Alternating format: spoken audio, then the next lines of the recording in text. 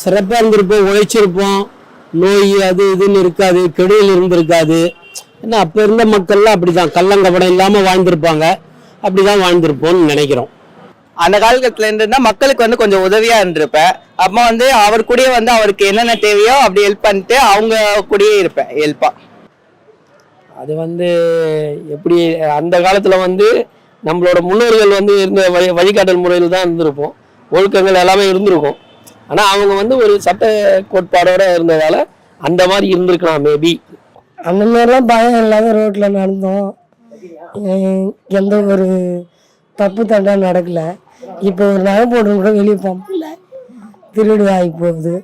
நல்லா டிப்டாப்பாக வரானுங்க, காயத்தில் தள்ளி விட்டு அறுத்து குத்தி எடுத்துன்னு போகிறானுங்க. அதான் கதி அதிகமாக பொண்ணுங்களுக்கு பாதுகாப்பு இல்லை. அந்த காலகட்டம்னா நிறைய ஆயுர்வேதிக் மருந்துகள், இப்போலாம் மெடிசின் வந்து ஃபுல்லாக இங்கிலீஷ் மருத்துவமனை அந்த மாதிரி. ஸோ அப்போ வந்து எல்லாம் ஆயுர்வேதிக்கு, ஃபேமிலிஸ் கூட நல்லா டைம் ஸ்பெண்ட் பண்ணலாம், எல்லாமே பண்ணலாம். இந்த மாதிரி இப்போ இருக்கிற மாதிரிலாம் எதுவும் பொல்யூஷன்ஸ் எதுவுமே இருந்திருக்காது, ட்ரக்ஸ் அதிகமாக இருந்திருக்காது. அந்த காலத்தில் இருந்துச்சு, ஆனால் இந்த அளவுக்குலாம் இருந்திருக்காது.